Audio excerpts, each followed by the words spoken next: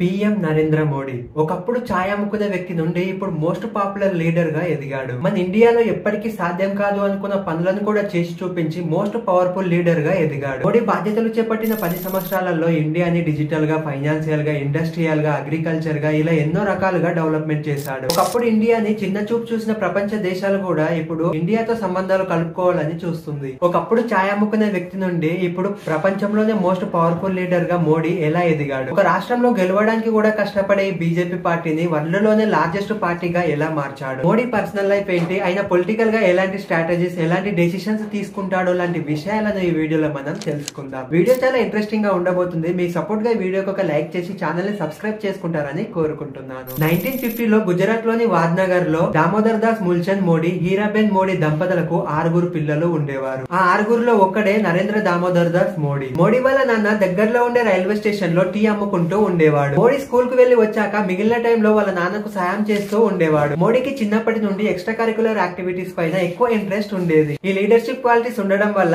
ఆయన 8 ఏళ్ల వయసులోనే ఆర్ఎస్ఎస్ లో జాయిన్ అయ్యాడు. లక్ష్మణ్ రావ్ ఎనందర్ అనే గురువు దగ్గర ఈయన ఆర్ఎస్ఎస్ లో ట్రైనింగ్ నేర్చుకున్నాడు. అలా మోడీకి భారతీయ జనసంఘ్ పార్టీలో ఉన్న లీడర్స్ అందరితో పరిచయం ఏర్పడింది. మోడీ 18 సంవత్సరాల వయసున్నప్పుడే పెళ్లి చేసుకుంటాడు. కానీ కొన్ని రోజులకే విడిపోయి సన్యాసం తీసుకుంటాడు. 2 సంవత్సరాలలో ఎన్నో మఠాలు, పుణ్యక్షేత్రాలు, ఎంతో మంది గురువులను కలిసి స్పిరిచువల్ గా జ్ఞానం పొందుతాడు. మోడీ 1971 లో మొట్టమొదటిసారిగా పొలిటికల్ యాక్టివిటీలో ఎంట్రీ ఇస్తాడు. 1971 లో బంగ్లాదేశ్ లిబరేషన్ వార్ జరుగుతుంది. బంగ్లాదేశ్ కి సపరేట్ గా దేశం కావాలని పోరాడుతున్న టైంలోనే అప్పటి అటల్ బిహారీ వాజ్పేయి గారు భారతీయ జనసంఘ్ పార్టీ ఈ ఉద్యమానికి సపోర్ట్ చేసింది. కానీ పవర్ లో ఉన్న అప్పటి ఇందిరాగాంధీ గారు ఈ ఉద్యమాన్ని అణచివేయడానికి అందరినీ అరెస్టు చేయించడం మొదలు పెట్టారు. ఈ జన సత్యాగ్రహ ఉద్యమంలో పాల్గొన్న మోడీని కూడా అరెస్టు చేసి తీసుకెళ్లి తిహార్ జైల్లో పడేస్తారు. ఆ తర్వాత 1975 లో ఇందిరాగాంధీ గారు ఇండియాలో ఎమర్జెన్సీని విధిస్తారు. ఇందిరాగాంధీకి, కాంగ్రెస్ ప్రభుత్వానికి ఈ ఎమర్జెన్సీకి వ్యతిరేకంగా మాట్లాడే లీడర్స్ అందరినీ అరెస్టు చేయిస్తుంది. ఈ ఎమర్జెన్సీకి వ్యతిరేకంగా ప్రచారం చేయడానికి మోడీ గెటప్ లో మార్చి మరీ అండర్ గ్రౌండ్ లో పనిచేశాడు. కాంగ్రెస్ కి వ్యతిరేకంగా ప్రింట్ చేసిన కరపత్రాలను, పాంప్లెట్లను పంచి వ్యతిరేకంగా ప్రచారం చేసేవాడు. ఇలా మోడీ పడ్డ కష్టానికి 1977 లో ఆర్ఎస్ఎస్ లో రీజనల్ ఆర్గనైజర్ గా బాధ్యతలు ఇస్తారు. 1984 లో ఆర్ఎస్ఎస్ తరపున గుజరాత్ లోని బీజేపీకి అసైన్ చేస్తారు. అప్పట్లో దేశం మొత్తం కాంగ్రెస్ దే పెద్ద చెయ్యి ఉండేది. మోడీ వాడిన స్ట్రాటజీస్ కి 1987 లో అహ్మదాబాద్ లో జరిగిన మున్సిపల్ ఎలక్షన్లలో బీజేపీనే గెలిచేలా చేశాడు. ఇలా మోడీ స్ట్రాటజీస్ కి, డెసిషన్స్ కి అప్పటి బీజేపీ ప్రెసిడెంట్ లీడర్ అయిన ఎల్కే అద్వానీ గారు గుజరాత్ స్టేట్ ఆర్గనైజింగ్ సెక్రటరీగా బాధ్యతలు ఇస్తాడు. ఎల్కే అద్వానీ గారు దేశవ్యాప్తంగా చేపట్టిన రథయాత్రలో పాల్గొని బీజేపీలో మంచి గుర్తింపు తెచ్చుకున్నాడు. అలా అంచెలంచెలుగా ఎదుగుతూ 1995 లో గుజరాత్ అసెంబ్లీ ఎన్నికల్లో బీజేపీ గెలిచేలా సహాయపడ్డాడు. ఇంత పాపులర్ అండ్ పవర్ఫుల్ లీడర్ గా మోడీ ఎదగడానికి ఆయన జీవితంలో ముఖ్యంగా 2 సంఘటనలు జరిగాయి. 2001 గుజరాత్ లో భూజ్ భూకంపం వచ్చింది. ఈ భూకంపంలో 15,000 మంది వరకు చనిపోతే 1,60,000 మంది వరకు గాయపడ్డారు. ఈ సంఘటనను అప్పటి బీజేపీ గవర్నమెంట్ హ్యాండిల్ చేయలేక ప్రజల నుండి తీవ్ర వ్యతిరేకత వచ్చింది. దీనిని గమనించిన అప్పటి నేషనల్ బీజేపీ లీడర్లు అప్పటి గుజరాత్ సీఎం అయిన కేశుభాయ్ పటేల్ ని రాజీనామా చేయించి మోడీకి సీఎం బాధ్యతలు అప్పగిస్తారు. 2002 లో జరగబోయే అసెంబ్లీ ఎన్నికలలో ఓడిపోతుంది అన్న బీజేపీ పార్టీని తిరిగి గెలిపిస్తాడు. మోడీ జీవితాన్ని మలుపు తిప్పిన 2వ సంఘటన